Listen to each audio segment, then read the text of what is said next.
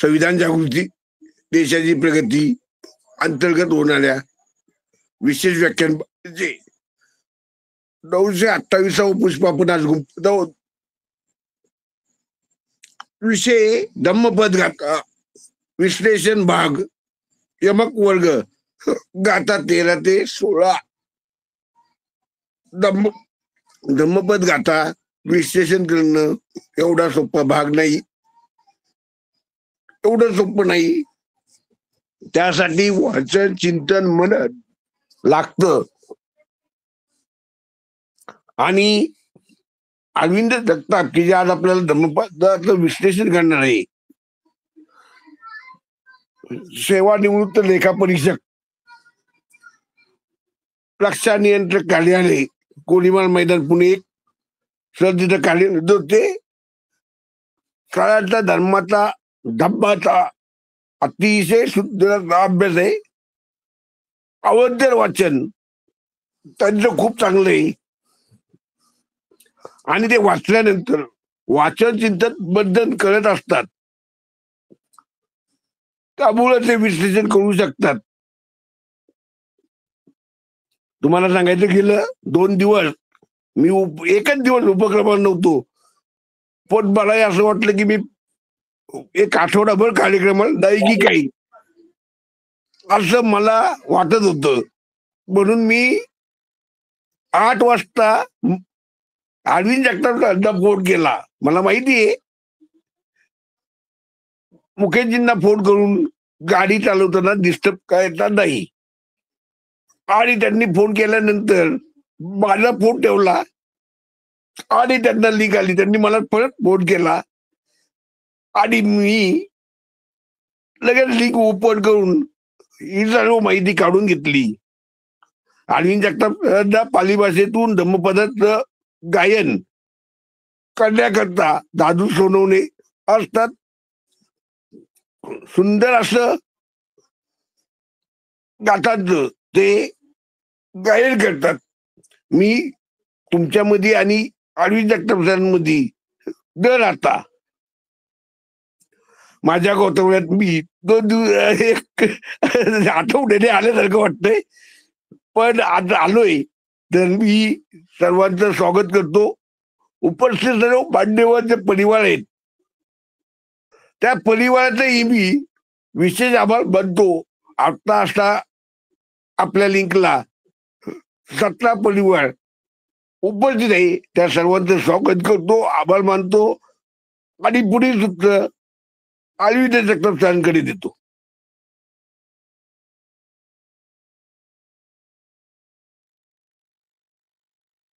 खूप खूप धन्यवाद हर्षानंद सर. सर्व आदर्श महामाता, सर्व आदर्श महामानव या सर्वांना त्रिवार अभिवादन. त्याचप्रमाणे आज ऑनलाईन मीटिंगसाठी हजर असलेले सर्व बौद्धाचार्य, विचारवंत, उपासक, उपासिका सर्वांना सविनय जय भीम.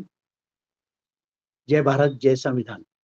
संविधान जागृती देशाची प्रगती या अंतर्गत विशेष व्याख्यानमालेत आज आपण 928 पुष्प गुंफत आहोत.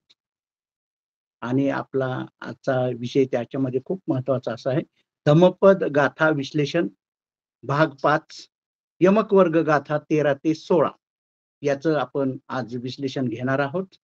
त्या अगोदर मी आदरणीय दादू सोनवणे सर यांना विनंती करतो की आपण गाथा 13 ते 16 या आपल्या पाली भाषेतल्या ज्या आहेत त्याचा आपण सुंदर गीताच्या माध्यमातून सादर करावं. गाथा आपणास विनंती आहे.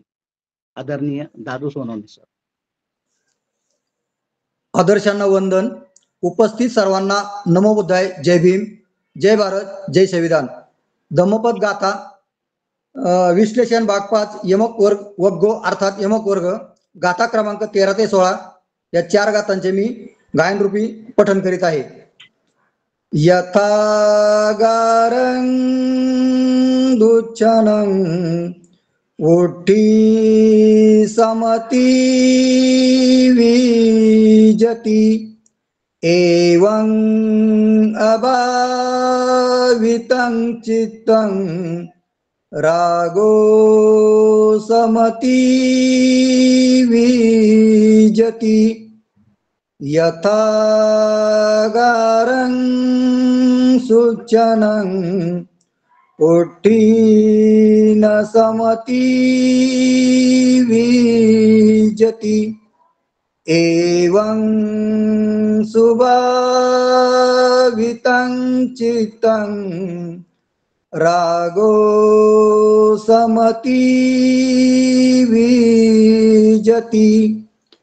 ईद शोचति पेच शोचति पापकारी उभयत शोचति शोचति सो विहयति दिस्वा कम्म किलीटमतनो इद मोदति पेच मोदति कतपुयो उभयत मोदति सोमोदति सोपमोदति दिस्वा कम्म विशुद्धमतनो. नमो बुद्धाय. जय भीम. खूप खूप धन्यवाद आदरणीय दादू सोनवणे सर. तुमच्या या पाली भाषेतील गाथा गीतमय रूपात ऐकताना असं वाटतं की एका सुंदरशा विहारात आपण बसलेलो आहोत. तर आपले खूप खूप धन्यवाद व्यक्त करतो. आणि आताच्या आपण यमक वर्गातील गाथा नंबर 13 ते 16 आपले आदरणीय दादू सरांनी गायन रूपात आपल्या पुढे सादर केलेले आहेत. तर गाथा नंबर 13चा मराठीमध्ये अर्थ असा आहे, जसं छत विरहित घरात पाऊस आरपार जातो किंवा सुंदर पद्धतीने घर शेकारलं नसेल तर पाऊस हा घरामध्ये येतो, तसंच मानवाच्या जर मन जर सुंदर पद्धतीने जर शेकारलं नसेल तर त्याच्या मनात सुद्धा रोगाचा प्रवेश होतो किंवा मोहमाया याचा प्रवेश होतो, असं त्या 13 नंबरच्या गाथेचा अर्थ आहे. तसंच 14 नंबरच्या गाथेत अर्थ असं आहे की जसं चांगल्या शेकारलेल्या घरामध्ये पाऊस प्रवेश करीत नाही, ते घर ओलं करीत नाही, तसंच ज्याचं मन सुंदर पद्धतीनं विकसित केलेलं आहे, शेकारलेलं आहे, त्याच्या मनात रोगाचा किंवा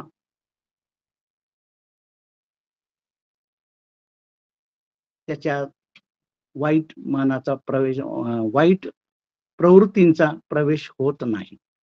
हा 14व्या गाथेचा अर्थ आहे. त्याचप्रमाणे 15व्या गाथेचा अर्थ असा आहे, जो माणूस इथंही चिंतित राहतो तो मृत्यू नंतरही चिंतित राहतो. जे दुष्कर्म करतात ते दोन्हीकडे चिंतित असतात. ते आपल्या केलेल्या कुकर्मांना पाहून चिंतित होतात, पीडित होतात. हा 15व्या गाथेचा अर्थ आहे. 16व्या गाथेचा मराठीत अर्थ आहे, जे इथंही ज्या व्यक्ती इथंही आनंदित असतात, इथंही संयमित असतात, इथंही जागृत असतात, ते मृत्यूनंतरही आनंदित असतात, जागृत असतात, सत्कर्मी असतात. म्हणजेच दोन्हीकडेही आनंदित असतात. ते केलेल्या सत्कर्मांना पाहून आनंदित होतात, अधिक आनंदित होत असतात. असा साधारण या आपल्या गाथेंचा अर्थ आहे आणि आपण त्याचं विश्लेषण करणार आहोत. अतिशय सुंदर अशा या साध्या, सोप्या मराठीमध्ये अर्थ या गाथेंचा आपण घेतलेला आहे. परंतु या गाथेंचा अर्थ आपल्या मनात ज्यावेळेस पूर्णतः उतरला जाईल, तेव्हा आपल्याला भगवान बुद्धांनी या गाथेमध्ये जे सूत्र सांगितलेले आहे, ते आपल्या पूर्णतः लक्षात येईल. तर मी या गाथेंच्या विश्लेषणाला सुरुवात करत आहे. आपलं आयुष्य म्हणजे जसं भिकारी माणसाच्या अंगात जसा जो ठिगळा लावलेला एक तो जागा किंवा अंगरखा घालत असतो, त्याप्रमाणे आहे की काय? कारण प्रत्येक क्षणी आपल्या जीवनामध्ये वेदना, दुःखाचेच पट्टे जोडलेले जातात, असं जाणवलं जातं. खरं तर पाहिलं तर आपण या जीवनात, या जगात सम्राट व्हावं अशी जीवनाची इच्छा असते. परंतु पण तसं होत नाही. ज्यावेळेस जन्म होतो व्यक्तीचा, तर तो हे जीवन त्याला मिळालेलं असतं, तर ते सम्राट बनावं याच्यासारखंच हे जीवन आपल्याला मिळालेलं असतं. पण तरी नंतर शेवटी मात्र त्या माणसाला ज्यावेळेस तो संपूर्ण आयुष्य भोगत असतो, त्यावेळेस त्याला असं असं जाणवतं, की इथं सुख तर काही मिळालेलंच नाही, की जे आपणाला जीवनाने दिलेलं असतं. सम्राटाचं जीवन, परंतु ते मिळत नाही. हे सर्व एकंदरीत पाहता असं जाणवतं, की मग आपलं आयुष्य जगण्याच्या पद्धतीमध्ये काही चूक झालेली आहे का? हेच आपल्याला कळत नाही. संपूर्ण आयुष्य आपण चुकीच्याच मार्गाने जगलेलो असतो. की की जर आपण चुकीच्या मार्गाने जर नसतो, तर तेच आयुष्य जे आपल्याला मिळालेलं आहे, ते त्या आयुष्यात सोन्याचा पाऊस पडू शकलेला असला पाहिजे होता. पण तिथं काय होतं? राख आपल्याला मिळते. जिथे आयुष्यात फुलं सारखं विकसित होऊन सुगंधित व्हायला पाहिजे होतं. परंतु त्या आयुष्यामध्ये आपल्याला काटेच मिळतात. आणि जिथं काल्पनिक म्हणतात ना, स्वर्गाचे दरवाजे उघडणार असतात, तिथं नरकाचे दरवाजे उघडले जातात. तर याचा अर्थ काय होतो, की ह्या गाथेंमध्ये जो सांगितलेला आहे, की जसं छतविरहित किंवा चांगलं शेकारलेलं घर नसेल, तर जसं पावसाचा प्रवेश होतो, आता सध्या पावसाळा सुरूच आहे. प्रत्येकाला हा अनुभव येतच आहे, की जर आपण आपल्या घराची जर व्यवस्था सुंदर पद्धतीने केली नसेल, त्यात तर पावसाचं पाणी घरात हे येणार म्हणजे येणारच. तर याचा अर्थ असा होत आहे, की या गाथेच्या नुसार, की म्हणजे आपल्या जगण्यामध्ये काही चूक आहे का? काही चुकीचं होत आहे का? की ज्यामुळं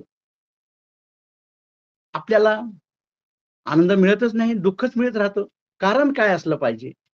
तर मग लक्षात असं येतं, की या गाथेप्रमाणे या गाथेचा जर आपण आपल्या मनात जर याचा अर्थ उतरायचा असेल, याचं जर सूत्र आपल्याला मनात बिंबवायचं असेल, तर आपल्याला खूप असं जाणवतं की अरे हो, खरंच अगदी खरं आहे, की आपण ज्यावेळेस पाहतो, की बुद्धांसारखे सुद्धा व्यक्ती, महावीरांसारखे व्यक्ती, कबीरांसारखे व्यक्ती सुद्धा या जगातून येऊन गेलेले आहेत. त्यांनीही आयुष्य अनुभवलेलं आहे. त्यांनीही हे जीवन भोगलेलं आहे. पण त्यांची म्हणा बुद्ध म्हणा किंवा महावीर म्हणा, यांना काय केलेलं आहे, की जे जीवन त्यांना मिळालं होतं, ते चिंतन मननाच्या माध्यमातून त्यांना कठोर परिश्रम घेऊन आयुष्य हे जाणीवपूर्वक जगलेले आहेत. त्यांनी चिंतन मनन केलेलं आहे. बुद्धांनी सुद्धा आपल्याला सर्वांना ज्ञात आहेच. कठोर परिश्रम केलेले आहेत. त्यांनी जाणलेलं आहे, की दुःख का होतंय? कशामुळं माणसाला वेदना होत आहेत? तेव्हा त्यांच्याही लक्षात आलेलं आहे, की आपण जे आयुष्य जगत आहोत, ते काहीतरी आपण चुकीच्या मार्गाने जगत आहोत. या गाथेतून बुद्धांनी आपल्याला तेच सांगितलेलं आहे, की जगण्याची जी पद्धत आहे, ती तुम्हाला आलेली नाही. कसं जीवन जगावं, कुठल्या तत्वानुसार जीवन जगावं. तर त्यांनी एक साधं याच्यातून सांगितलं, ह्या गाथेच्या माध्यमातून आपल्याला लक्षात येतं. जर घरात पाऊस येत असेल, तर घर व्यवस्थित शेकरलेलं नाही किंवा त्याचे वर कौलं लावलेले असतील किंवा ते इतर जुन्या काळामध्ये त्यावेळेसच्या उदाहरणं ही दिली होती, की अजूनही आपण जर ग्रामीण भागात पाहिलं तर कौलारू घरं असतात. ते पण लोकं दरवर्षी पावसाळ्याच्या अगोदर घराची दुरुस्ती करतात. ते कौलं शेकारतात. ते सर्व स्वच्छ करून पुन्हा त्याच्यावर व्यवस्थित बसवतात. म्हणजे पाणी, पाऊस कितीही वादळ आलं, तरीही घरामध्ये त्या पावसाचं पाणी येत नाही आणि तुम्ही त्या पावसाच्या पाण्यापासून तुमचं संपूर्ण कुटुंब सुरक्षित राहतं. हा त्या एक गाथेचा अर्थ आहे, पण हा साधा सरळ झाला. परंतु त्याच्यासाठी जर आपलं मन जर चांगल्या संस्काराने सुसंस्कारित असेल आणि ते जर संस्कार कुठले आहेत मनाचे आनंदी होण्याचे किंवा ती प्रक्रिया जाणण्याची ज्यावेळेस आपल्याला कळेल, त्यावेळेस आपल्या घरात सुद्धा, आपल्या मनात सुद्धा घर आणि मन हे ते एक उदाहरणादाखल या गाथेतून दिलेलं आहे, की जर मनही सुंदर अशा संस्कारी विचाराने, चांगल्या विचारानं प्रेरित असेल, तर त्या मनामध्ये सुद्धा मोहमाया किंवा दुष्ट विचार प्रवेश करू शकत नाही, की याचा संपूर्ण जीवनावर परिणाम होत असतो. म्हणून आपल्याला समजायला पाहिजे, की जर दुःख असेल, तर लक्षात ठेवलं पाहिजे, की त्याचं कारण आपणच आहोत. आपणच आणि जर सुखी असेल, तरीही कारण आपणच आहोत. हे ज्यावेळेस समजलं जाईल, त्यावेळेस तिथून पुढे मग जीवनाच्या या जगण्याच्या पद्धतीमध्ये आमूलाग्र बदल होतो, क्रांती होते. दुसऱ्याला दोष देऊन आपल्यात परिवर्तन होणार नाही. कारण ज्या-ज्या वेळेस प्रत्येक जण असं विचार करतो, की मीच का दुखी, सर्वजण सुखी आहेत आणि मीच का दुखी. तर त्याचा बारकाईने जर अतिशय विचार केला तर त्याचं कारण आपण स्वतःकडंच आहे हे जर समजलं तर ही क्रांती आपल्या आयुष्यात, आपल्या जीवनात होऊ शकते. जसं की चांगल्या छताच्या मध्ये जसं पावसाचं पाणी प्रवेश करीत नाही, त्याचप्रमाणे चांगलं मनाच्या त्याच्यामध्ये ज्यांचं असेल, ज्यांनी सुसंस्कारित केलेलं असेल, त्या मनात सुद्धा राग, लोभ, द्वेष, मोह हे शिरकाव करीत नाही. असं हे अतिशय ह्या गाथेमध्ये आपल्याला ते लक्षात येतं. म्हणून तर बुद्धांनी आपल्याला या गाथेतून हे समजून सांगितलेलं आहे, की जगण्याचे 2 मार्ग आहेत. त्याच्यामध्ये तुमच्या चेतनेची पातळी काय आहे हे पण लक्षात येतं. त्याच्यावरून तुमचं जीवन ठरलं जातं, की माणूस भ्रमित अवस्थेत किंवा बेशुद्ध अवस्थेत सुद्धा जगत असतो, हालचाल करीत असतो आणि चुकीच्या पद्धतीने त्यावेळेस आपण जगत असतो. त्यामुळं आपण काय करतो, कुठे जातो, आपलं ध्येय काय आहे, हे सुद्धा आपल्याला कळालं जात नाही.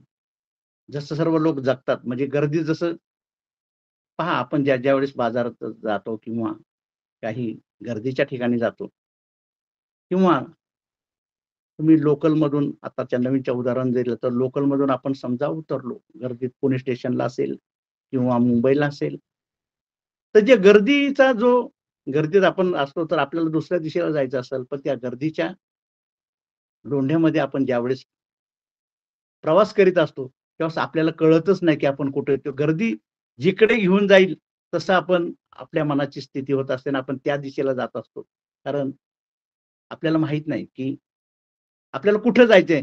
कारण सगळे लोकं तिकडे जातात, तर आपणही त्या गर्दीतून पुढे ढकलला जातो. तसंच जीवनात सुद्धा जर आपल्याला माहीत पडत नसेल, तर आपणही त्या गर्दीचा एक भाग होऊन जातो आणि तसंच आपण जीवन जगायला सुरुवात करत असतो. परंतु हे कशामुळं होतं? हे आपल्याला माहीत नाही. म्हणजे अज्ञानामुळं हे होत असतं. म्हणून आपण जीवनामध्ये आनंद घेऊ शकत नाही, जीवनामध्ये सुरक्षित राहू शकत नाही. ह्या खरं म्हणजे या गाथेंचा अर्थ आहे. आता नवीन जर आताच्या जगण्याच्या पद्धतीत आपण जर विचार केला, तर आपल्या घराचं छत जर व्यवस्थित नसेल आणि आपल्या घराचं छत किंवा आपल्या मनाचं छत जर सुरक्षित असेल, तर काय होतं? तर आजही तसं पाहिलं तर आपल्या घरातील टीव्ही, टीव्हीच्या मालिका हे म्हणजे सुद्धा त्या पावसाळ्यात झिरणाऱ्या पाण्याच्या थेंबासारखंच आहे, की या टीव्हीच्या मालिकेमधून आता विशेषतः मला तरी मी सर्व उपासक भगिनींची या संदर्भात सुरुवातीलाच माफी मागतो, की आमच्या भगिनी किंवा पुरुष सुद्धा टीव्हीमध्ये ज्या मालिका पाहतात, त्या मालिकांमध्ये काय असतं, जेणेकरून आपल्या मनामध्ये ईर्ष्या निर्माण होईल, आपल्यात असूया निर्माण होईल, आपल्या दुसऱ्याला दुःख देण्याचं त्याच्यातून आपल्यावर सतत ते बिंबवत राहतं. कारण पहा, की आपल्या या ग्रुपवर आता साधारण 32 ते 36 परिवार उपस्थित आहेत. त्यात महिला सुद्धा हे ऐकत असेल. तर त्या सर्वांचं तर मी तर स्वागत करतो, की या वर्षावासाच्या काळामध्ये धम्माचं ज्ञान आणि जीवन कसं जगायचं या पद्धतीत आपल्या ज्या गाथा दिलेल्या आहेत, त्या जर आपण या वर्षावासाच्या काळात रोज ऐकलं, ह्या 3 महिन्याचा काळ सुद्धा त्यासाठी तर वर्षावास काळ हा बुद्धांच्या काळापासून बौद्ध धर्मामध्ये सुरू झालेला आहे. आणि ह्या गाथांमधून आपल्याला समजतं, की ह्या टीव्हीच्या बद्दल मी जे बोलत होतो, की हे सुद्धा उदाहरण इथं होतं, की दररोज आपण त्या कौटुंबिक कलहाच्या, मानहानीच्या, अत्याचाराच्या मालिका पाहत असतो आणि मग त्याचा परिणाम तो होत असतो. म्हणजे काय होतं, की तो सर्व जे आपल्या मनात प्रवेश करीत असतात, त्याला हे सुद्धा कारणीभूत आहे. म्हणून हे छत सुद्धा, की जेथून आपल्या मनामध्ये जे रोगाचा प्रवेश होत असतो, तर आता छत नीट करायचं म्हणजे काय? तर आपल्याला अशा टीव्ही मालिका सुद्धा बंद कराव्या लागतील. हे त्या गाथेचा एक अर्थ होऊ शकतो, की कुठून तुमच्या मनात हे प्रवेश करतात. तर ते प्रवेश होऊ नये म्हणून आपण आपलं मन किंवा आता आपल्या प्रत्येकाची घरं तर अतिशय मजबूत आहेत. पाण्याचा एक थेंब सुद्धा येणार नाही. आणि आपल्या याला पाण्याचा ज्या ओलीचा जो परिणाम होतो तो कुणाला अनुभवता येत नाही. पण टीव्हीच्या माध्यमातून येत आहे. आता आता घर शेकारणं किंवा मन शेकारणं म्हणजे म्हणल्यानंतर त्या टीव्हीच्या माध्यमातून सर्व येत आहे. WhatsAppच्या माध्यमातून सर्व येत आहे. तर याला आपल्याला बांध घालावा लागेल. हे आत्ताचा जर काळ या 2 गाथेचा जर आपण विचार करत असेल आणि यात जर समजून घेत असेल, तर सर्वांची घरं सिमेंट काँक्रीटची आहेत. पावसाचं पाणी येण्याचं शक्यच नाही. पण टीव्हीचं माध्यम आहे. फार मोठं महाभयंकर माध्यम आहे. त्याच्या तर त्याचा त्या गाथेचा दुसरा सुद्धा अर्थ आहे. टीव्हीच्या मालिकातून किंवा WhatsAppच्या माध्यमातून तुमचं मन सुसंस्कारित करणाऱ्या सुद्धा तुम्ही त्याप्रमाणे तुमचं मन शेकारू शकता. तुमच्या घरातील, कुटुंबातील व्यक्तींना त्याच्यापासून तुम्ही वाचवू शकता. त्याच टीव्हीला तुम्ही धम्मगाथांचं प्रवचन लावा. तेही तुम्ही ऐका. तर तुम्ही त्याचाच या विज्ञानाचा उपयोग म्हणजे बौद्ध धम्म म्हणतात विज्ञानवादी आहे. त्याचं हे मूर्त स्वरूप आहे, की विज्ञान जरी त्याचा हे आपल्याला उपयोग करून घेता येईल म्हणूनच या गाथा या विज्ञानवादी सुद्धा आहेत, की तुम्ही ज्यावेळेस या 2 गाथेंचा या संदर्भात विचार कराल, त्यावेळेस आपल्याला नक्कीच जाणून येतं, की त्या काळात 2,500 वर्षापूर्वी ह्या गाथा सांगितल्यात, पण त्याचा उपयोग त्याचं आजही आहे. म्हणून बौद्ध धम्माला समसामायिक म्हणजे कुठल्याही काळात, येणाऱ्या काळात किंवा अजूनही येणाऱ्या काळामध्ये या गाथा माणसाच्या जीवनाला विकसित करण्यासाठी, त्याला क्रांती करण्यासाठी ह्या उपयोगी पडणार आहेत. म्हणून ह्या गाथा अशा जरी दिसायला अशा खूप सोप्या, साध्या, सरळ वाटल्या असल्या, तरीही त्याचा जर आपण उपयोग करून घेता आला, तर आपलं जीवन अतिशय सुंदर, विकसित होईल, सुसंस्कारित होईल. असं ह्या 2 गाथांचा आहे अर्थ आहे. तर पहा, की ह्या आपल्याला या वर्षावासाच्या काळामध्ये सर्व आपल्या बांधवांनी किंवा मानवांनी, सर्व धर्माच्या लोकांनी सुद्धा या गाथेंचा अभ्यास करावा किंवा आपल्या या कार्यक्रमाला उपस्थित राहून किंवा आपल्या आज जे गाथ्यांचं हे विश्लेषण ऐकतात, तसं ते विश्लेषण आपण आपल्या मित्रांना पण करू शकतो, त्यांनाही सांगू शकतो.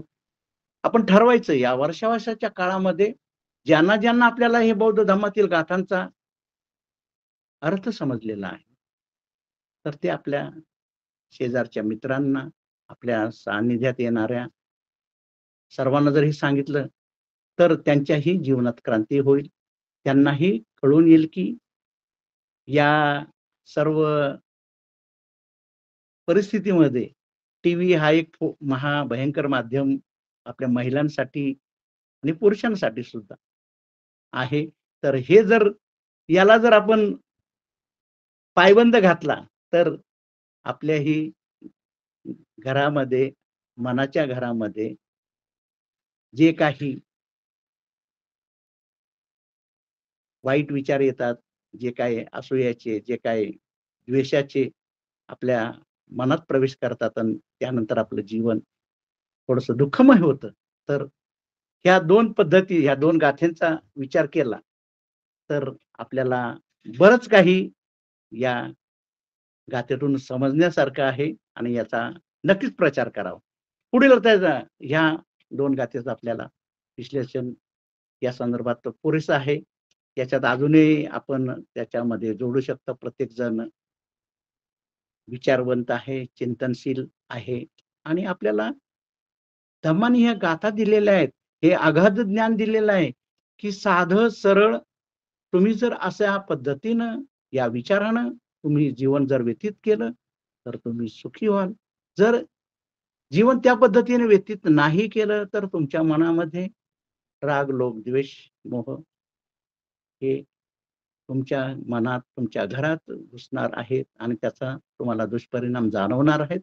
जर ते दुष्परिणाम जर नको असतील, तर दुसरी गाथा सांगितल्यात, की त्या पद्धतीने तुम्ही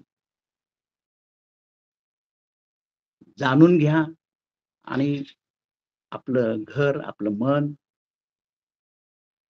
सुरक्षित ठेवा, म्हणजे तुम्हाला सुखाची प्राप्ती होईल. बघा, सुख आणि दुःख हे दोन्हीही प्राप्त करायचं असेल, तर हे आपल्या हातात आहे. या धम्मामध्ये बुद्धांनी हेच सांगितलेलं आहे, की कुठलं काल्पनिक देव किंवा त्याच्यावर अवलंबून आहे. बुद्धांनी, कारण बुद्धांच्या काळात तसं पाहिलं तर ही देवाची निर्मिती झालेली आहे ती 8व्या शतकापासून झालेली आहे. कारण बुद्धांच्या काळात आपण ज्या वेळेस अभ्यास करतो किंवा ज्या गाथेचा करतो, देवाचा कुठे उल्लेखच नाही. आत्मा, परमात्मा हे काही उल्लेख कुठंच नाही. नाहीतर त्या गाथेमध्ये कुठेतरी आलं असतं, की देव आहे, पण नाही. नंतरच्या काळात मनुवाद्यांनी काय केलेलं आहे, हे जर साधं जीवनाचं तत्व जर सर्व सामान्य लोकांना जर कळालं, तर आमच्या देवळातील पोटापाण्याचा प्रश्न कसं, देवळात राहणाऱ्या त्या भिक्षूंचा, जे देवळात राहणारे जे पुजारी आहेत, त्यांचं काय होईल? बघा, महात्मा गांधींनी सुद्धा एका सांगितलं, की देव देवळात किंवा बऱ्याच संतांनी सांगितलेलं आहे, की हे सर्व जे पुजारी आहेत, त्यांच्या पोटासाठी चाललेलं आहे. देव देवळं हे त्यांनी एक निर्मित केलेलं आहे. आणि बुद्धांनी सांगितलं होतं, की देव आत्मा नाही, परमात्मा नाही, देव नाही, काही नाही. तर यांचं संपूर्ण या गाथेंमुळं आपल्या ह्या ज्या, म्हणून ह्या गाथा या भारतातून बौद्ध धर्माचं जे याच्यातून आपल्या भारतातून जो घालवून दिलेला आहे, मध्ये त्याच्या मागे मोठा हात यांचा आहे. कारण जर माणसाला हे कळालं, की एवढं-एवढं साधं, इतकं-इतकं जीवन सुंदर आहे, असं-असं जगलं पाहिजे आणि हे बुद्धांनी त्या गाथ्यामध्ये इतक्या साध्या सरळ, म्हणजे जो शिकलेला जरी नसला, त्याला साधारण जरी ज्ञान असेल, तरी त्याला ते कळेल इतक्या सुंदर पद्धतीने त्यावेळच्या पाली भाषेमध्ये सांगितलेलं आहे. त्यावेळी पाली ही प्राकृत भाषा होती, सर्व बहुजनांची भाषा होती आणि ते ज्ञान सामान्य भाषेतून दिल्यामुळं सगळ्या लोकांना ते कळालेलं आहे आणि त्या काळात हा भारत तुम्हा सर्वांना माहीतच आहे की बौद्ध धर्म कडेच वळालेला होता.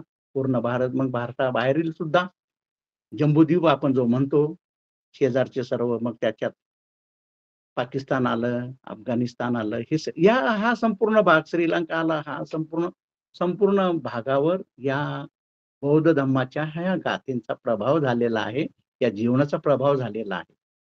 म्हणून गाथा त्याचं समजून घेणं हे फार महत्वाचं आहे, की हे तुमच्या आमच्या लक्षात जरी आलं तरी आपल्याला जीवन सुखी करण्यासाठी खूप त्याचं मदत होऊ शकते. तर ह्या 2 गाथांचा आपण हे घेतलेलं. तर पुढच्या ज्या 2 गाथा आहेत,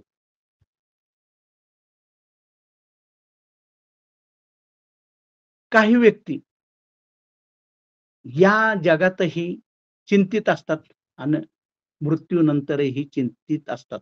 आता मृत्यूनंतरचं जीवन नाही, परंतु ह्या गाथेमध्ये, गाथा नंबर 15 मध्ये हे सांगितलेलं आहे, जे इथेही चिंतित असतात ते नंतरच्या जीवनात. आता आपण नंतरचे जीवन असेल नसेल तो गोष्ट आपण, तो विचाराचा भाग आहे तो.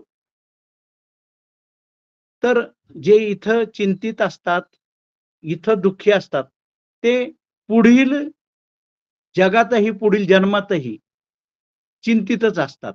म्हणजे जे वाईट कृत्य करतात ते इथंही चिंतित असतात, ते पुढील जगातही चिंतित असतात. त्याचा अर्थ आपण साधा असाही घेऊ शकतो, ते आजही चिंतित असतात, ते उद्याही चिंतित राहतील, परवाही ते पीडितच राहतील. कारण या गाथेने असं सांगितलेलं आहे, या गाथेमध्ये असं सांगितलेलं आहे, की जी व्यक्ती कशी ही चिंता करणारी आहे, दुःखात राहणारी आहे, ती आजही दुःखी राहणार, ती उद्याही दुःखी राहणार, ती परवाही दुःखी राहणार आणि नंतर जीवन असलंच तर तेथेही दुःखी आणि चिंतितच राहणार. कशामुळं? ती तसा विचार करते, ती कुकर्माचा विचार करते, म्हणून ती चिंतित राहते. हा झाला 15 गाथा, जी 15 आपले आदरणीय दादू सोनवणे सरांनी पालीमध्ये हे गाऊन सांगितलेलं आहे. तर ही 15 गाथेचा अर्थ आहे. आणि 16व्या गाथेचा अर्थ काय आहे? जे व्यक्ती सुसंस्कारित आहेत, आनंदित आहेत, ते आजही आनंदित आहेत, उद्याही आनंदित असतील, परवाही आनंदित होणार आहेत किंवा पुढचा जन्म असलाच तर त्याच्यातही आनंदी राहणार आहे. म्हणजे जे आनंदी व्यक्ती आहे ते आजही आनंदी राहतील, उद्याही राहतील आणि पुढचा जन्म असेल तर त्याच्यातही आनंदी राहणार. किती साधं 2 ह्या गाथा आहेत बघा. असं जर आपण ह्या गाथा सांगितल्या तर माणूस इकडून ऐकून इकडून सोडून देईल. असं पण होऊ शकतं. पण त्याचं जर मग चिंतन आणि मनन करायचं असेल तर ज्यावेळेस आपण चिंतन आणि मनन करतो, त्यावेळेस बुद्ध असे म्हणतात, की ज्या व्यक्ती येथे शोक करतात, दुःखात राहतात, ते पुढच्या जगात, त्यांना आपण म्हणतो ना पापी लोकं. दुःख भोगतात म्हणजे पाप करतात. पापी लोकांना जनरली असं म्हटलं जातं, की पापी लोकं इथेही पापी राहतात, इथेही चिंतित राहतात.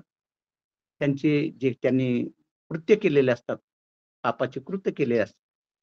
त्यामुळे ते आजही दुःखात राहतात, पापात राहतात, चिंतेत राहतात, उद्याही चिंतेत राहतात, दुःखी होतात. तेव्हा ते आपण हे लक्षात घेतलं पाहिजे, की असं पाप म्हणजे काय? पापी म्हणजे काय? किंवा चिंता म्हणजे काय? की ज्यावेळेस माणूस मूर्छेमध्ये जगत असतो, बेशुद्धीमध्ये जगत असतो, त्यामुळं त्या माणसाला काही कळत नाही. खरं पाहिलं तर त्या मूर्छित अवस्थेत म्हणजे विचारांच्या त्या बाबतीत, जगण्याच्या बाबतीत तो जर मूर्छित व्यक्ती असेल, त्याला माहिती नसेल, तर ह्याच जीवनामध्ये सूर्याची किरणं आपल्यावर सकाळी उठल्यानंतर सूर्याची किरण आपल्या होतात, फुलांचा गंध आपल्याला जाणवतो. पण हे केव्हा जाणवतो, की तो माणूस तो माणूस जागृत असेल, त्या माणसाला जाणीव असेल, त्याच माणसाला हे लक्षात येईल. पण ज्याला जाणीव नाही, जो बेशुद्धीत जगत आहे, जो मूर्छित अवस्थेत जगत आहे. बघा एखाद्या मूर्छित माणसाला, बेशुद्ध माणसाला बागेतून फिरवलं समजा, मूर्छित आहे बागेत. त्या काही आपण आता काही लोक सकाळी बागेत फिरायला जातात. तर काही लोक दिसतात बघा, म्हातारे आजची की ज्यांना ते लोक फिरवत असतात बघा त्यांना. एक गाडी असते, त्याच्यात ते बसलेले असतात, म्हातारे व्यक्ती असतात. त्यांना काही पण डॉक्टरनी सांगितलं असतं, की त्यांना थोडंसं फिरवून आणा म्हणजे त्यांचं मन प्रसन्न होईल. परंतु ते मूर्छित असतात. बागेत येतात, बागेचा थंड हवा आपण सर्व अनुभवतो. बागेमध्ये छान प्राणवायू असतो, मन प्रसन्न होतं म्हणून सकाळी लोकं फिरायला जातात. पण ते जागरूक आहेत. त्यांनाच ते अनुभवायला येतं. बागेत आपण ज्यावेळेस फिरतो, तर मग बागेच्या फुलाचा सुगंध आपल्याला जाणवतो. तिथली प्राणवायूची ताजी हवा आपल्याला जाणवते. तर याचा अर्थ काय, की कारण आपल्याला जाणवतं म्हणजे आपण जागरूक आहोत. आपण मूर्छित नाहोत. आणि जी आजारी लोकं किंवा दुःखी लोक असेल, ते मूर्छित अवस्थेत आहेत. त्यामुळे त्यांना ते बागेत फिरले जातात, जाणवलं जात नाही. तर असं सुद्धा म्हणून जे ज्यांना आपण पापी म्हणतो, हे पापी म्हणजे ही पापी कल्पना ही त्या मनोवाद्यांचीच आहे. कारण त्यांनी बरोबर बुद्धांनी जे सांगितलं, बुद्धांनी या गाथेमध्ये सांगितलं, त्याला काउंटर प्रत्येक बाबतीत त्यांनी आणि काउंटर करून लोकांना अशा भ्रमित तत्वांची निर्मिती केली आणि त्याच्यामध्ये गुरफटून टाकलेलं आहे. आणि तेही झालं कसं, की बौद्ध धम्म 1200 वर्षे बौद्ध धम्माचा 1200 वर्ष प्रभाव या भारत भूमीवर होता. आणि त्यावेळेस आपल्याकडे राज्यसत्ता होती. राज्यसत्ता असली तर त्या धम्माचा, त्या विचारांचा, त्या तत्वांचा प्रचार होतो. आज आपण पाहत आहोत राज्यसत्ता हिंदूवादी लोकांकडे आहे. त्याच्यामुळं आज सगळे मंदिरं, राम मंदिरं, सगळे मंदिरं, चौकात मंदिरं आपल्याला ते का दिसतात? कारण त्यांच्याकडे राज्यसत्ता आहे आणि त्यांच्याकडं भ्रमित तत्व त्यामुळं पसरवली जातात. टीव्हीच माध्यम त्यांच्याकडे आहे. त्यामुळं आपल्या लोकांवर सतत ते त्यांच्या भ्रमित विचारांचा आपल्यावर मारा करीत असतात.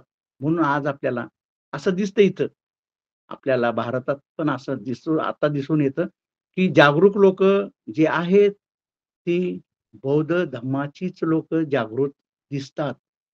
कारण मुसलमान म्हणा, ख्रिश्चन म्हणा, हे जर आपण पाहिलं त्यांच्या तत्वाकडं, काही त्याच्यातली पण जागृत आहेत. विज्ञानवादावर जगणारी लोक त्यांच्यात सुद्धा आहेत. हिंदू धर्मात सुद्धा आहे. परंतु हा विज्ञानवाद धम्मात आला कुठून? तर तो बौद्ध धम्मात आलेला आहे.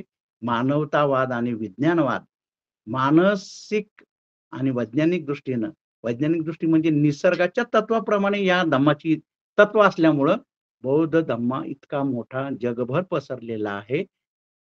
स्वखुशीने कुठलाही बाकीचे धम्म जर आपण धर्म पाहिले, तर ते जास्त प्रचार कसा झालेला आहे आपल्याला सर्वांना माहीत आहे. पण जो मनाला पटलाय, मनाला चांगला वाटला, तो धर्म घेणारे लोक हे तुम्हाला बौद्ध धर्मातच दिसतील. आणि त्या बौद्ध धर्माच्या विचारांवर जो प्रभाव झालेला आहे, ते धर्मातील या मानवतावादी आणि विज्ञानावर आधारित असलेल्या तत्वांचा याचा अंतर्भाव असल्यामुळं झालेला आहे. म्हणून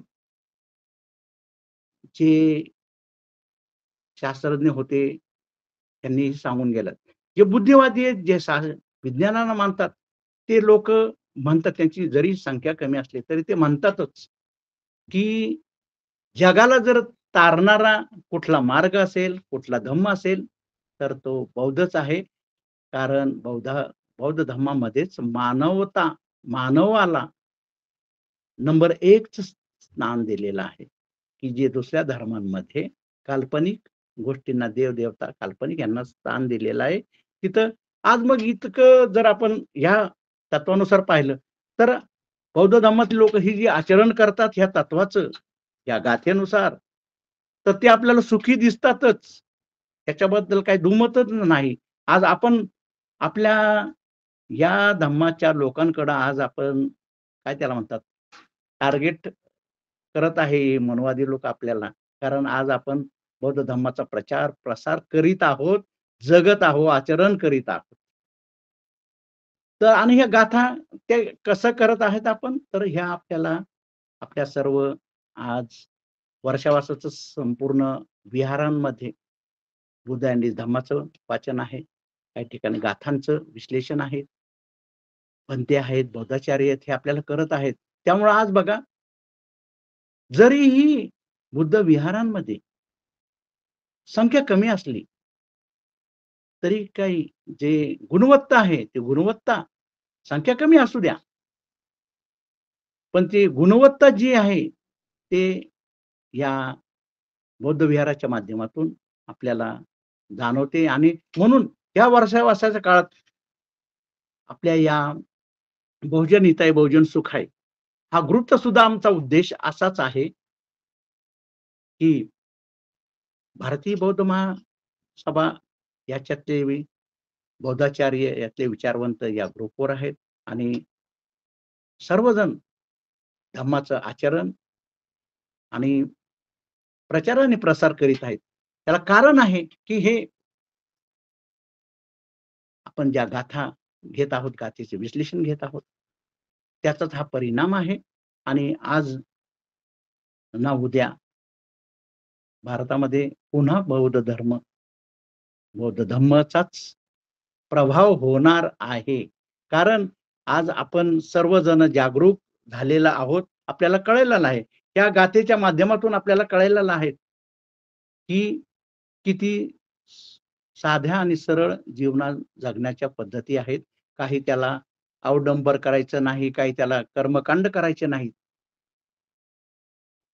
इतका साधा सुंदर या गाथेंमधून आपल्याला सांगितलेलं आहे, की पापी माणूस सगळीकडे चिंतित राहील, दुःखी राहील आणि जो संयमी आहे, विचारवंत आहे, जो मानवतावादी आहे, तो सगळीकडेच आनंदी राहणार आहे. या गाथ्यांमध्ये आपल्याला हे जाणवलेलंच आहे. आपला संपूर्ण या गाथा विश्लेषणाचा उद्देशच हा आहे, की या गाथा माणसाच्या मनात त्या बिंबवायच्या, या तत्वाचे अर्थ, त्याचे सूत्रांचे अर्थ ज्यावेळेस आपल्या मनात अतिशय त्या बिंबल्या जातात, म्हणजे आपल्याला मग जीवनाच्या विकासाकडे आपली वाटचाल सुरू होत आहे. म्हणून आपण या गाथाचं विश्लेषण खूप महत्वाचं आहे, चिंतन मनन खूप महत्वाचं आहे. तर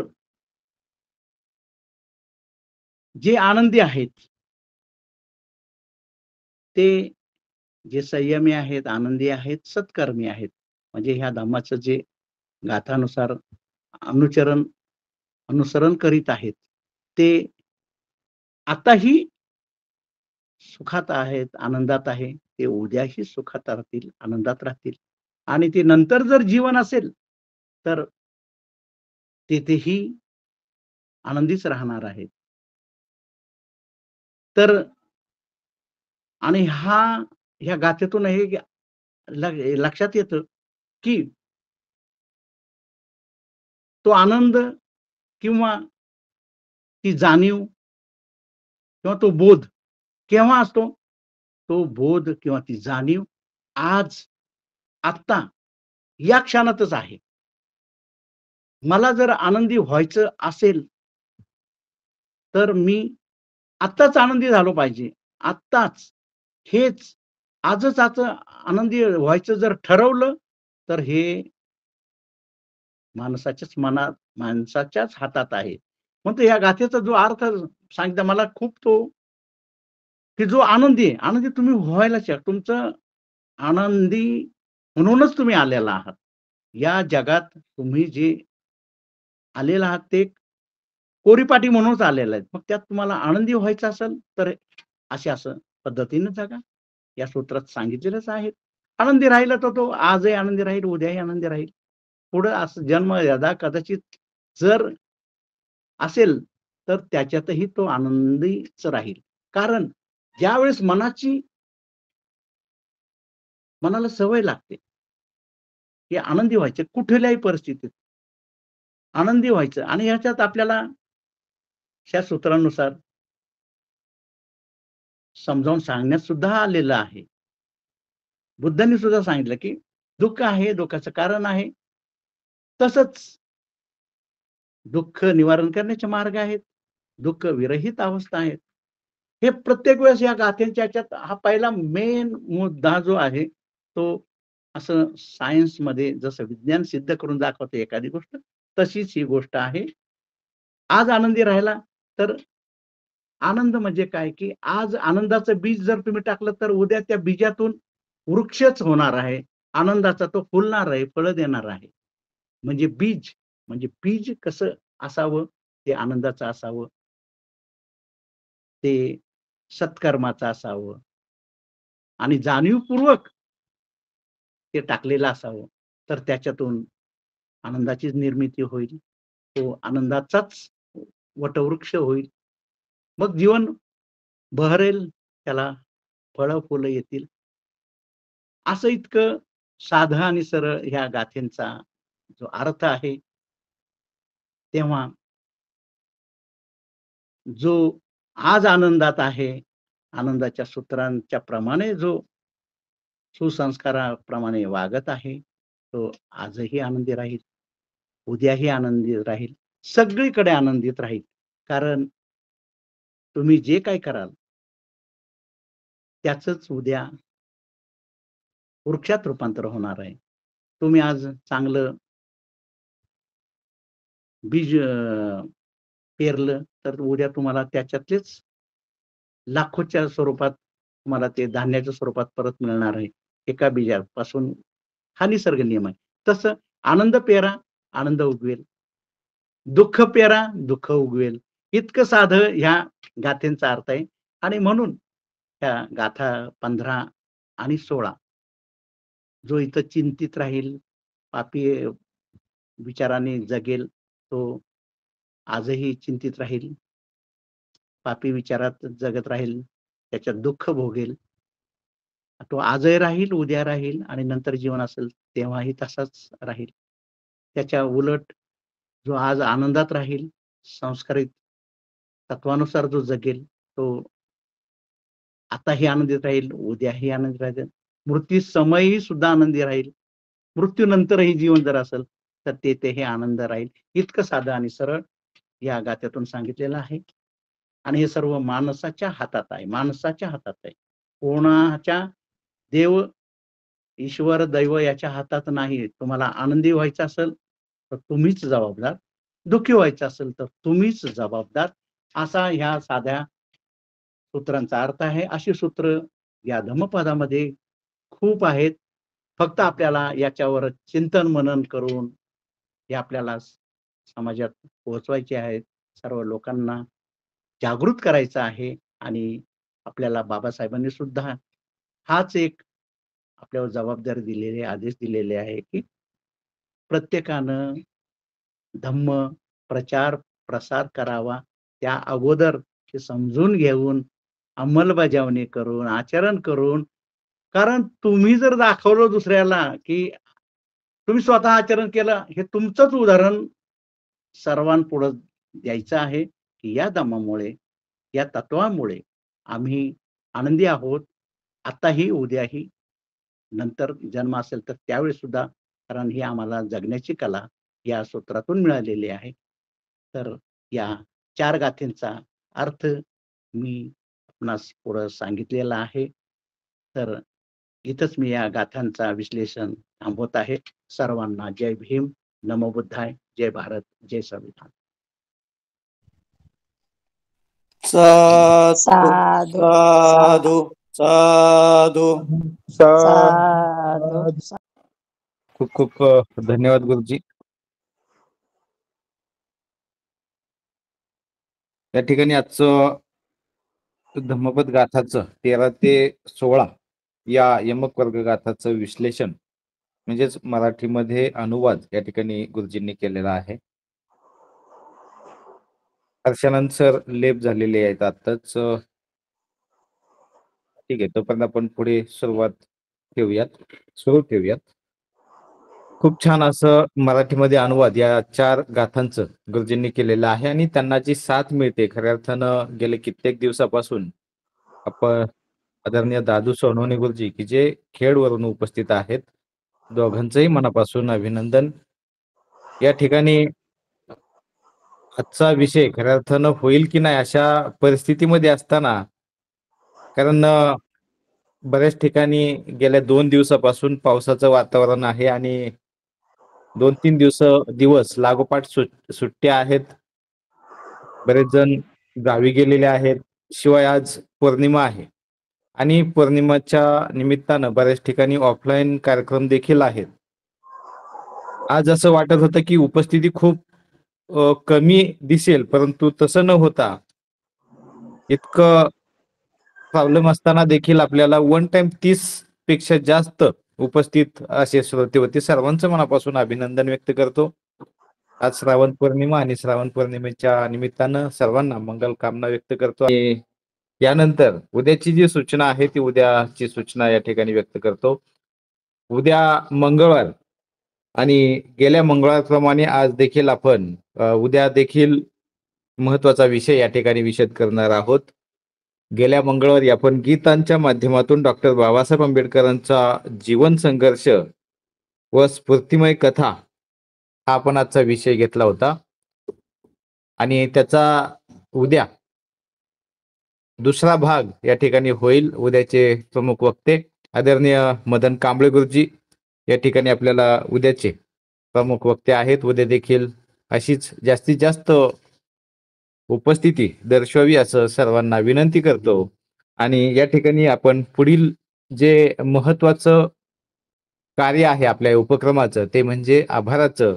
तर मी या ठिकाणी आपल्या संविधान विश्लेषण समितीचे सदस्य श्रामणेर बौद्धाचार्य, त्याचप्रमाणे सेवानिवृत्त DYSP साहेब यांना विनंती करतो की आपण पुढील आभाराचं काम हाती घ्यावं. आदरणीय सुभाष सोनवणे सर.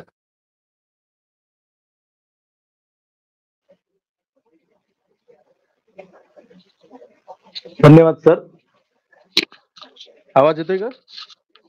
येतोय सर, येतोय. आदर्शांना वंदन. उपस्थित सर्व श्रोते बंधू भगिनींना मैत्रीपूर्ण जय भीम, जय भारत, जय संविधान. संविधान जागृती देशाची प्रगती या अंतर्गत विशेष व्याख्यानमाला आज आपण 928 पुष्प आपल्या सर्वांच्या उपस्थितीत या ठिकाणी घेतलेले आहे आणि आजचा विषय होता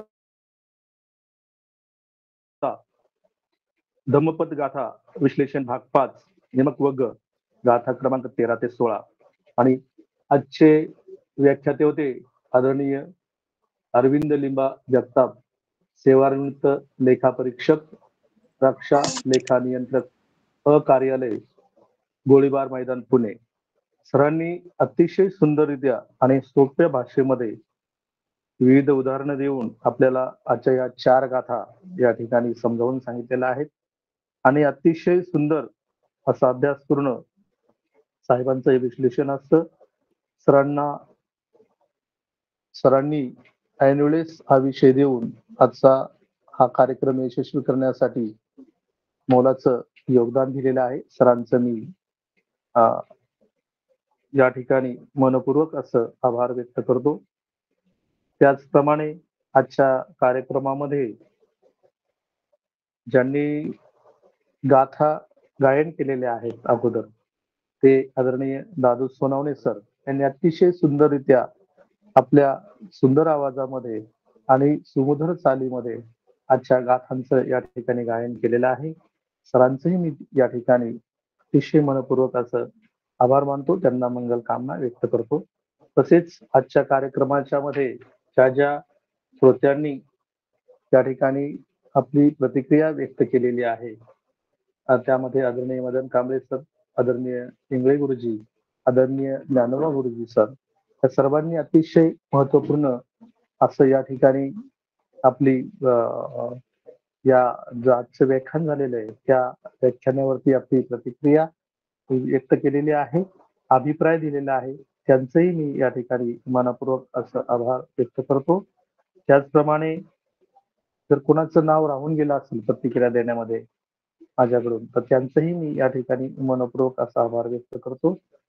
त्याचप्रमाणे आजच्या कार्यक्रमाचं सूत्रसंचालन करणारे आदरणीय हर्षानंद सोनवणे सर, तसेच त्यांना जॉईंट काम करणारे आमचे मुकेश सर, या दोघांनी आजच्या कार्यक्रमाचं व्यवस्थित सूत्रसंचालन केलंय. दोघांचे मी या ठिकाणी मनपूर्वक असं या ठिकाणी आभार व्यक्त करतो. तसेच या कार्यक्रमाचे आयोजक ग्रुप बहुजन हिताय बहुजन सुखाय ग्रुप शिक्रापूर पुणे, संविधान विश्लेषण समिती महाराष्ट्र राज्य, द्वारकामाई महिला व बाल कल्याण मागासवर्गीय विकास संस्था त्रिवेणीनगर पुणे, या तिन्ही ग्रुपचे जे सदस्य आहेत त्यांचे मी या ठिकाणी मनपूर्वक असं आभार व्यक्त करतो. तसेच या कार्यक्रमाची लिंक तयार करून रोज आपल्या सर्वांना लिंक पाठवणारे, या कार्यक्रमाचं चित्र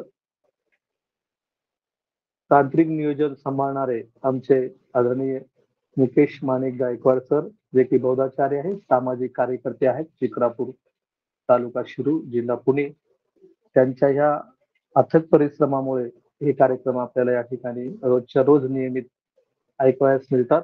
त्यांचे मी या ठिकाणी मनपूर्वक असं या ठिकाणी आभार व्यक्त करतो. तसेच आपल्या या कार्यक्रमाचा नियमित कार्यक्रम सुरू झाल्यानंतर त्याचा स्क्रीनशॉट काढून आपल्या बहुजन हिताय बहुजन सुखाय ग्रुपवरती नियमितपणे पाठवणाऱ्या आमच्या माधुरीताई कोटांगळे यांचे मी या ठिकाणी मनपूर्वक आभार मानतो. तसेच कार्यक्रम झाल्यानंतर त्या कार्यक्रमाची व्हिडिओ तयार करून तो व्यवस्थित एडिट करून आपल्यापर्यंत पोहोचवण्याचं अतिशय महत्वपूर्ण काम करणाऱ्या आदरणीय स्वातीताई मुकेश गायकवाड यांचेही मी या ठिकाणी मनपूर्वक असं आभार व्यक्त करतो. यातूनही जर कोणाचं काही, तसेच त्या कार्यक्रमामध्ये नियमित हजेरी लावून हा कार्यक्रम यशस्वी करण्यासाठी आपल्याला मोलाचं योगदान देतात, ते म्हणजे आपले श्रोते वर्ग. त्या श्रोते वर्गांचं सुद्धा मी या ठिकाणी मनपूर्वक आभार व्यक्त करतो आणि या ठिकाणी थांबतो. जय भीम, जय बुद्ध, जय भारत. खूप धन्यवाद. छान असं आभार या ठिकाणी आदरणीय सुभाष सोनवणे सरांनी व्यक्त केलेले आहेत. खऱ्या अर्थानं अगदी ऐन वेळेमध्ये सुभाष सरांकडे आभार आजचे गेले, कारण बऱ्याच ठिकाणी आदरणीय हर्षानंद सोनवणे सर असतील किंवा विमलताई असतील, त्यांच्याकडे नेटवर्कचा प्रॉब्लेम आल्यामुळं त्यांना जी आपापली जबाबदारी होती ती पार पाडता आली नाही. कारण नेटवर्कचा खूप प्रॉब्लेम आहे, पावसाचं वातावरण आहे आणि ऐनवेळी या ठिकाणी खूप छान असं आभार या ठिकाणी सरांनी व्यक्त केले. त्यांचं देखील मनापासून आभार व्यक्त करून त्याचप्रमाणे मनोगत व्यक्त करणारे सुमनताई शिंदे, सुनीताताई जाधव यांचा देखील मनापासून आभार व्यक्त करतो. आणि आजचा या ठिकाणी आपला कार्यक्रम संपला असं जाहीर करून या ठिकाणी थांबतो. सर्वांना नमो बुद्धाय. जय भीम, जय भारत, जय संविधान.